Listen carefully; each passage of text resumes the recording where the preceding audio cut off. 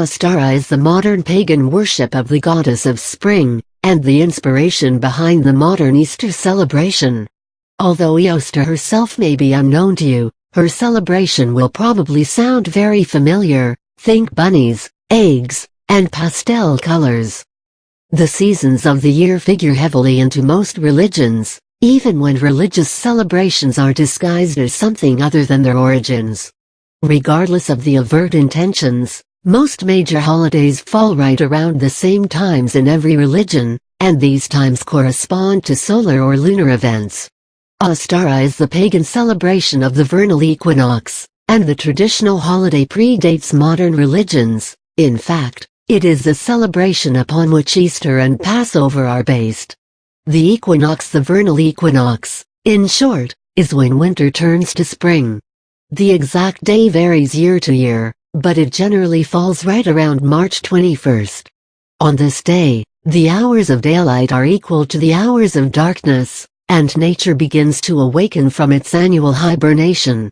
This theme of resurrection and rebirth is common throughout the springtime celebrations of many religions. For ancient pagans, this holiday signified the beginning of the growing season and indicated the coming of warmer weather, both very important factors in life at the time. Modern pagans celebrate the holiday both as a way to celebrate nature and experience spiritual renewal. Easter, the holiday itself, is named after Ostara, a spring goddess of the Germanic tradition.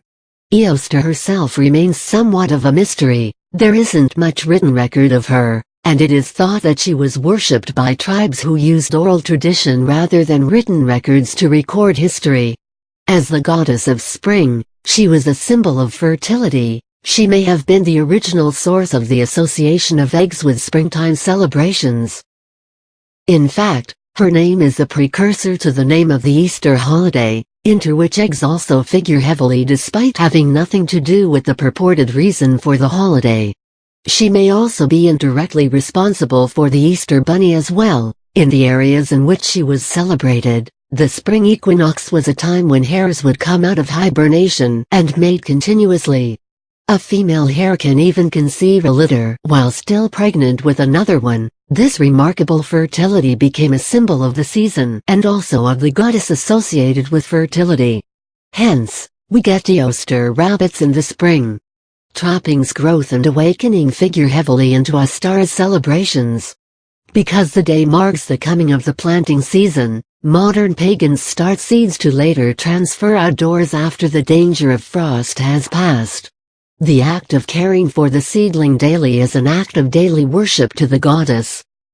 The dainty colors of new buds and flowers are honored with pastel decorations, which is a typical theme throughout the springtime celebrations of most religions. Again, a direct parallel can be drawn to Easter.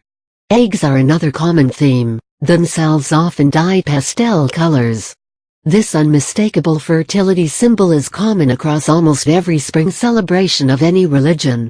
Spirituality for pagans, Ostara is a time for spiritual awakening and rebirth. Walking meditation is a common practice and special attention is paid to the signs of nature coming back to life.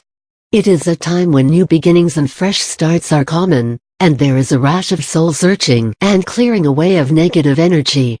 This spiritual cleansing is also reflected in the practice of spring cleaning. Both the home and the heart are cleared of unneeded or harmful things and aired out in the spring breeze. Whether you're pagan or not, chances are you've noticed many of your own springtime rituals in Ostara celebrations, and there's a reason why. Unlike dogmatic religions, pagan customs have been practiced pretty much the same way since Neolithic times, because so much of it is simply human nature. Who could resist a springtime walk in a forest?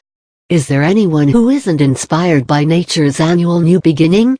So no matter your own tradition, honor the season with a spiritual cleansing and rebirth, to make room for beautiful things to come.